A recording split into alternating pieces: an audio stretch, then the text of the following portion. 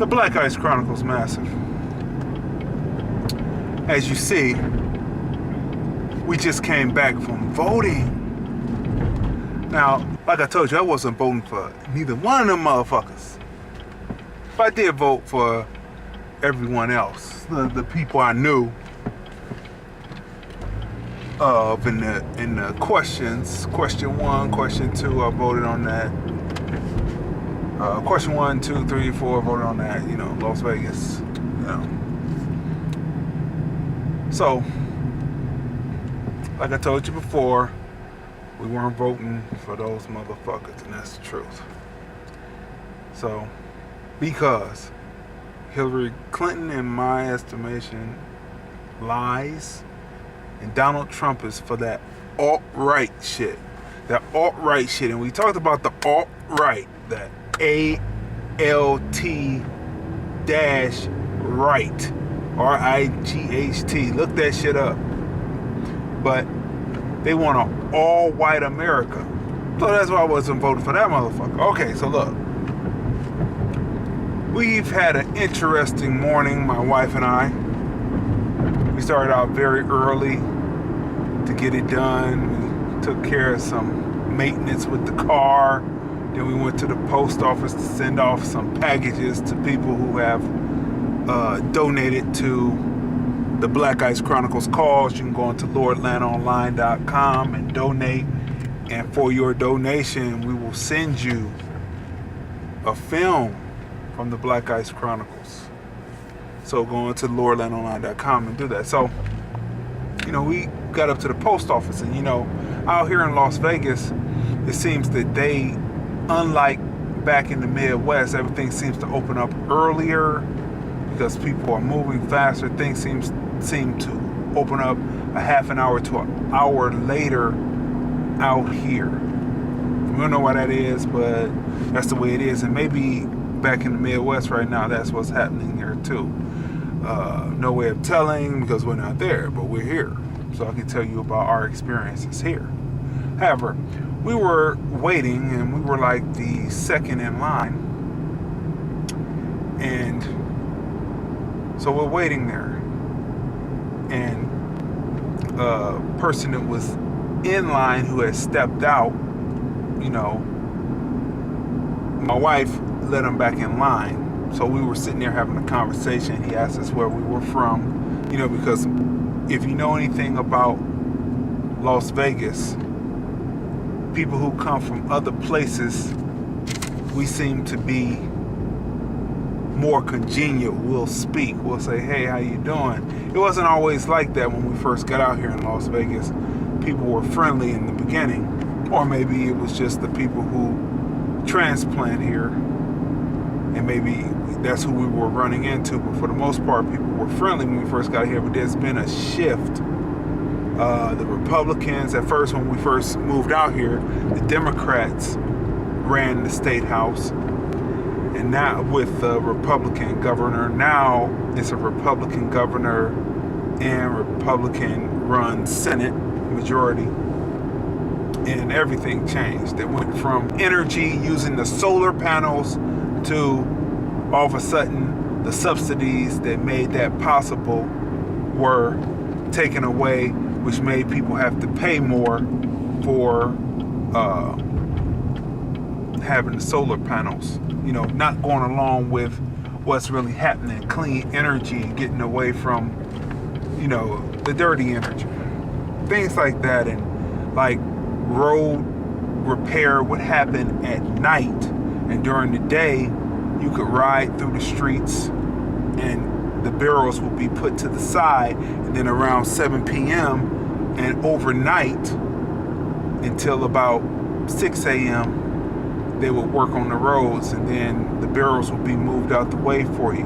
But now, since the Republicans have gotten in, it's more like what we could consider like a Midwest thing, what we experienced in Cleveland since the Republicans have been running this shit. Okay, anyway. So I'm giving you a little backstory to let you know what's happening. So we're in line, so we're talking to this guy. He asks us where we're from, and we tell him, you know, we're from Cleveland originally. And he's talking about he brings up the election. And so, he's a short Italian guy, maybe about 5'4", greasy black hair, and glasses, kind of olive complected skin. Of course, he could have been Polish because, sometimes the Polish people look like that because of mixture. Like I told you, I graduated from Catholic school, and that Catholic school was predominantly Polish, and some of them look like they could be Italian. Okay, but anyway. So we're talking, so he talks about the election, and so I asked him, who you got? And he said, huh? I said, yeah, who you voting for? People are stunned when you ask them who you're rooting for. They're stunned because they think that you're going to be just the average. And when they look, they assume that we're just the average, okay? But no, so then he goes into this thing, which is definitely, to me, was a sign of a white supremacist. He went into this thing talking about, well, neither one of them are good, right? So I said, yeah, neither one of them, we're not voting for either one, right? But who do you have? I had to ask him again, who do you have? So then he goes on and says that Trump, so soon as Trump came out of his mouth, I said, okay, I see where he's going. But he said, Trump isn't trustworthy, but he doesn't need money. He doesn't need money. Okay, so then he goes on and he talks about Hillary and says that she is money. Anybody who's being paid for speeches, $250,000. He said $25,000, but I thought it was $250,000. But yeah, I could be wrong. But I do watch the news. He said $25,000, but it's $250,000. Okay, so he goes on and he says that, and she's not trusted. But I said, but who do you have? And he said, well, finally he started to get around to it. Now we have a line, right? It's a line. It's mostly white folks, and we got maybe a couple of Asians, and there's a black guy in the back. He came in later. So there's a line waiting at the post office for the doors to open in the inside vestibule hallway area. So I say, well, well, I'm not voting for either one because Hillary Clinton, in my estimation, she lies. And as far as Trump is concerned, Trump is revving up all of the alt-right people, who are about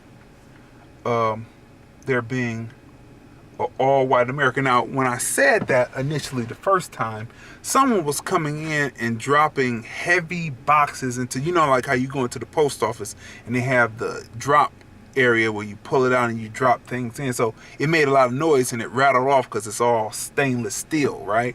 So it's all rattling off. So he didn't get it the first time, right? So he was going on and talking, right? So this is one thing that a white supremacist will do, most definitely. They will try to talk over you. I believe that he heard me, right? But then he tries to change the subject. And so he goes in and he goes into this litany about how on the strip before, there were live bands, and now the restaurants that had live bands, they're down about 50%, and burger joints are up 100%. So when he said burger joints, I said, oh, okay, I see he's triggering something there. So he says burger joints are up. So then he says, this is it now. He says, you can't just, you can't be at dinner listening to hip hop. So, I hear some snickering from the line that's behind us, right? I hear some snickering, right? So I sit up there, I say, but he doesn't know who he's messing with because, I owned a store for 15 years. I sold R&B, gospel, jazz, blues, reggae, hip hop, all that. So I broke out, well, we could play some Coltrane, some Thelonious Monk, people like that. Dizzy Gillespie.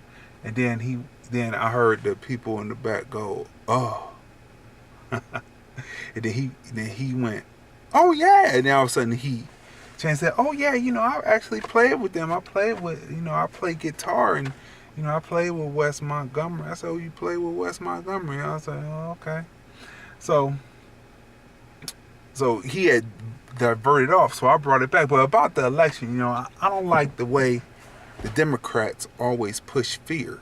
I said both parties push fear to each one of their constituencies. They always push fear, and I'm tired of it. Like I said, Hillary Clinton, she's a liar and she's coming out, to my opinion. And I said, and Donald Trump is backed by those alt-right people who want an all-white America. And when I said that, you should have seen his face contort. The devil came out of his face. It contorted. See, I do not play games with anyone, but I definitely do not play games with white supremacists. I get down to the point, right? So, a white supremacist then will switch up. So I said, so let me finish. So I said, look, he's backed by those alt-right who want an all-white America. And I said, to me, I want to see if he wins it, if he's going to go through with this all-white America thing, or if he's going to send in the National Guard to put the militia groups down because they're going to get out of hand because he didn't keep his word. So he said, he probably will. Then I saw him do a little slight smirk, and then he changed the subject.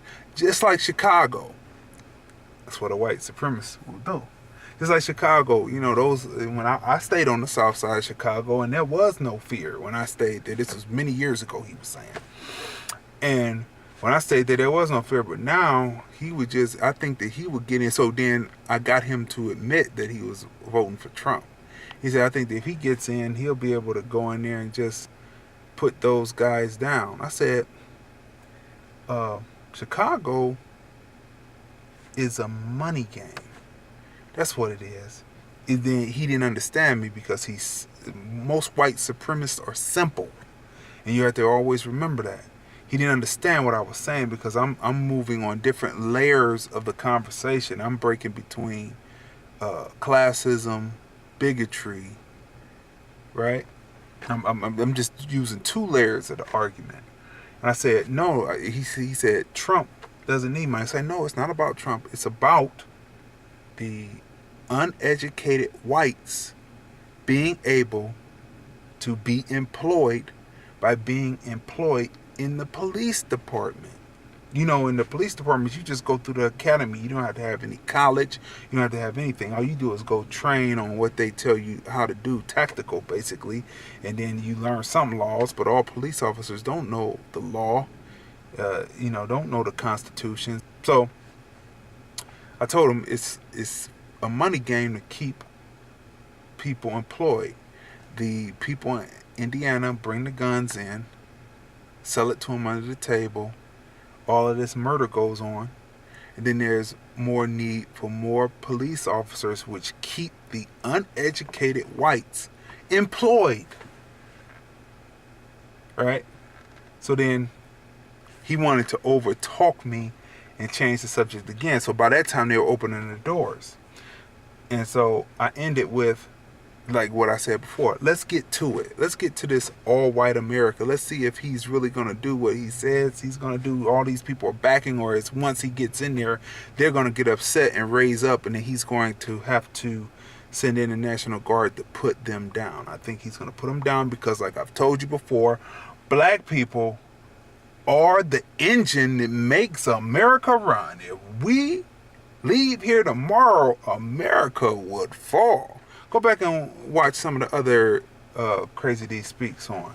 But anyway, that's it. So we had an interesting morning in voting and going over that. And as you see, we voted and we stayed true to what we said. Now, I'm not telling you who to vote for. Early voting has started. So you have some time to still watch that Netflix documentary, 13th. Be conscious of what's happening and see what the game is. Learn about Alec and all that shit. And then make your decision then. So I'm not telling you who to vote for. I'm not telling you not to vote. And believe me, I believe in voting. I've been voting since I was in high school and voted for Clinton the first time. But I'm not voting for Clinton. Didn't vote for Clinton. Didn't vote for Trump. Definitely didn't vote for Clinton the second time. So that's it. Put it all together and then figure it out for yourself. The Black Ice Chronicles.